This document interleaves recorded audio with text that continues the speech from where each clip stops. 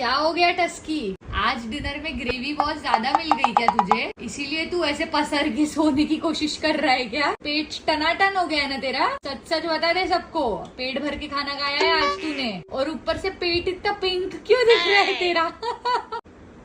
मच्छू उसके पेट को क्यों छू रहा है? पूरी ढेरी निकाल के सो रहा है अपनी बाहर। ये देख ना, ये देख, ये देख, ये देख। अरे मेरी ढेरी को मच्छू, ये देख पेट। मेरी ढेरी को मच्छू, मैंने बहुत ज्यादा खाना खा लिया है। वो पूरा खाना खा के अभी उसका पेट फटने वाला है, इसलिए वो सो रहा है डायरेक्ट। अच्छा चल ठीक है, सो जा।